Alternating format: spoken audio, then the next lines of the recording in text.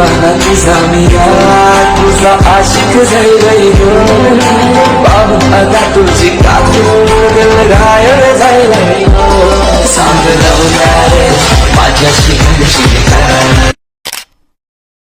का आता तुम्ही जो प्रिव्ह्यू बघितला त्या टाईपचा स्टेटस आहे तो बनवण्यासाठी तुम्हाला सर्वात अगोदर लागणार आहे ते म्हणजे लाईट मोशन ॲप. आणि हे जे ॲप आहे ते तुम्हाला आपल्या टेलिग्राम चॅनलवरती पिनिड मेसेजमध्ये अवेलेबल होऊन जाईल. त्यानंतर ते तुम्हाला प्रोजेक्टमध्ये यायचे. प्रोजेक्टमध्ये आल्याच्यानंतर इथे असलेला बीटमार्क आणि शेक इफेक्ट हे जे दोन प्रोजेक्ट आहेत हे दोन्ही तुम्हाला आपल्या डिस्क्रिप्शनमधून इम्पोर्ट करून घ्यायचे. त्यानंतर जो आपला बीटमार्कचा प्रोजेक्ट आहे तो तुम्हाला ओपन करायचा आहे. ओपन केल्याच्यानंतर तो काहीसा अशा प्रकारे दिसून येईल.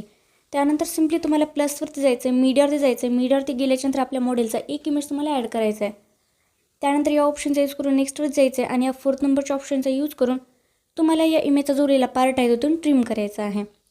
तर ही जी प्रोसेस आहे ती 1 बाय 1 तुम्हाला अशा प्रकारे फॉलो करायची आणि आपल्या मॉडेलचे जे ऑल इमेजेस आहेत ते सर्व तुम्हाला इथे बीटच्या अकॉर्डिंग 1 बाय 1 इथे ॲड करायचे आहेत. मॉडेलचे जे ऑल इमेजेस आहेत ते इथे ॲड झालेले आहेत. त्याच्यानंतर तुम्हाला नॉर्मली बॅक घ्यायचे. बॅक घेतल्याच्यानंतर जो आपला शेक इफेक्टचा प्रोजेक्ट आहे तुम्हाला ते ओपन करायचा. ओपन केल्याच्यानंतर तो काहीसा अशा प्रकारे दिसून येईल. तर आपल्या स्टार्टिंगचा जो फर्स्टवाला जो इफेक्ट आहे तो तुम्हाला कॉपी करायचा आहे. त्यासाठी सिम्पली तुम्हाला त्या लेअरवरती जायचं आहे. इफेक्टवर जायचं, 3 डॉटवर जाऊन तुम्हाला कॉपी इफेक्ट करून घ्यायचं. त्यानंतर बॅक घ्यायचे. बॅक घेतल्याच्यानंतर जो आपला बीटमार्कचा प्रोजेक्ट आहे तो तुम्हाला ओपन करायचा. ओपन केल्यानंतर स्टार्टिंगच्या ज्या काही आपले इमेजेस आहेत त्यांवरती हा इफेक्ट तुम्हाला पेस्ट करायचा आहे. त्यासाठी सिम्पली तुम्हाला त्या लेअरवरती जायचं आहे. इफेक्टवर जाऊन 3 डॉटवर जाऊन पेस्ट इफेक्ट करून घ्यायचं आहे. तर ही जी प्रोसेस आहे अशाच प्रकारे 1 बाय 1 तुम्हाला फॉलो करायची आणि आपल्या मॉडेलच्या स्टार्टिंगच्या काही जे इमेजेस आहेत त्यांवरती हा इफेक्ट तुम्हाला पेस्ट करायचा आहे.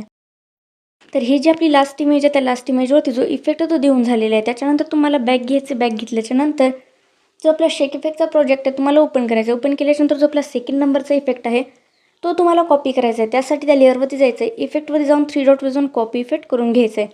त्यानंतर बॅक घ्यायचे. बॅक घेतल्याच्यानंतर जो आपला बीटमार्कचा प्रोजेक्ट आहे तो तुम्हाला ओपन करायचा. ओपन केल्याच्यानंतर तुम्हाला 3.2 सेकंदापासूनच्या पुढच्या ज्या एंडिंगपर्यंतच्या ज्या ऑल इमेजेस आहेत त्यांवर तुम्हाला 1 बाय 1 हा 2nd नंबरचा इफेक्ट पेस्ट करायचा आहे. त्यासाठी सिम्पली त्या लेअरवरती जायचं आहे. खाली इफेक्टवर जायचं आहे. 3 डॉटवर जाऊन अशा प्रकारे पेस्ट इफेक्ट करून घ्यायचं आहे.